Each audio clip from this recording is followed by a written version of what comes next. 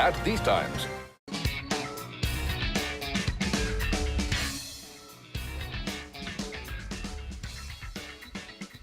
Welcome back. You're watching us here on Mad About Markets. We're tracking the Indian sleep industry. Now, as always, let's talk about the yays and mays of the Indian sleep industry. We start with yays, and the biggest yay, of course, is the number of sleepers that we have. I mean, we have 130 crore Indians. So, I mean, that's a big yay, ain't it? And that's 80% of the market right there. I take that point, but you know, the logistic cost because of a huge mattress transportation, that is a big cost for the industry to reckon with, and that's often holding back some of the players from expanding a lot. But not only are there a lot of people, there are a lot of people who are actually moving separate houses. I mean, we see a lot of family nuclearization, etc. So if that were to happen, then more houses, more beds required, more guest rooms required, and more sleep industry material. Sure, and that's why a lot of new players are waking up to the opportunity. They're using tech, they're using innovative products to enter this market, which is displacing some of the established players. Enough about the macros. Let's talk about individuals. Everyone's increasingly aware of how important sleep is for them. True. So they are willing to invest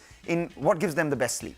But how do you arrive at the cost, right? And that is important for these manufacturers because the raw material prices, they're fluctuating wildly, especially, sorry to go back to the macros, given the current environment. Well, in that case, you differentiate your product offering. Instead of, just talking about, okay, this is the commodity that I'm giving, these are the input prices. This is my differentiated offering. My product offers the best sleep irrespective of the price. No matter what your product is, at the end of the day, sustainability, recycling, all of that is very important to consider. And with huge mattresses, that remains a big challenge for the industry. That remains a big challenge. I take your point. But, increasingly people are adopting to D2C, e-commerce, all the other channels, which does not require people to perhaps transport those mattresses so much from a warehouse to perhaps a store, etc. Now it's warehouse to your house directly. Well, I think we're even, Steven, there. So let's pose this question to the guests. Let's do that. Well, now that we've spoken about what works and doesn't work for the industry, Madhavan, to your mind, what are the biggest challenges? Is it recycling? Is it the huge transportation cost? The raw material price fluctuation? What is it? As you rightly said, recycling is a big challenge. What I mean is a customer who procures a mattresses, whether it's ours or whether it's some other brand, they utilize these mattresses for quite longer period. See, the average lifespan of a good mattresses is not more than about 4 to 5 years. Though we give a larger warranty, for instance, there are products with us which we give a warranty of closer to about 10 years, starts from 5 years.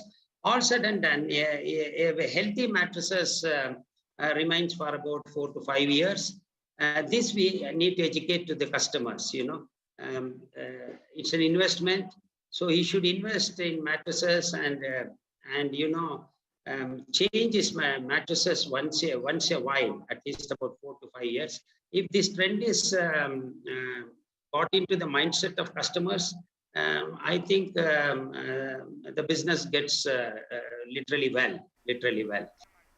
Well, Chaitanya, the other challenge is that challenge of competition, because on the one hand, you have organized players, unorganized players, in that you have D2C players, some established players. How do you compete? I think the main way to compete against traditional players for us is that we, as a D2C company, are D2C in every facet of our life, which means we listen to our consumers on a daily basis, as opposed to a large company which engages a research agency once in a few years. The second big thing is technological innovation. Because we listen to consumers on a daily basis, we know what they like and what they don't like, and we are able to bring the best scientific research from across the country, across the world, into our products through our R&D labs.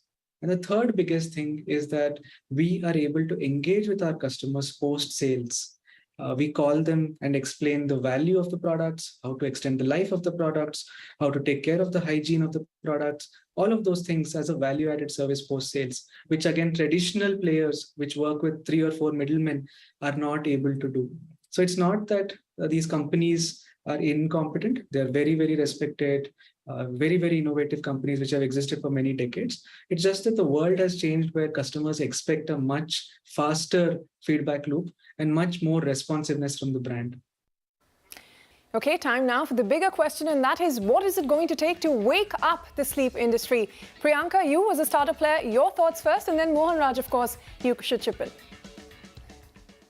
Absolutely, if you see, it's already being shaken up, right? A lot of new age brands are coming in. As I said, I think we need to focus a lot on products and the quality of products and the innovation we are bringing in, right? We see, we are working on a lot of new products in pipeline, like sleep monitoring, like sleep tech, right? How could you have? So I think innovation is one thing which is needed to disrupt the industry. And with, sleep company, we've learned in last 3 years that consumers want that. Consumers want better products, right? In this industry, quality of products, quality of comfort is becoming a bigger driver than really the price point. So I think that's really, really needed to shake up the industry. Second is, as you said, this industry is very, very unbranded, fragmented, right? The distribution channels are very inefficient today. You have distributors, you have retailers, very, very high margins, right? And I think that needs to change. So as more brands start selling direct to consumers and you see inefficiencies getting reduced, I think that's what's going to change the industry and, make us more closer to developed countries. I would say, all of us have gone through the pandemic, and I think realizing that sleep is very, very important. I know there was a time even when I was small, sleep was considered to be lazy. So my,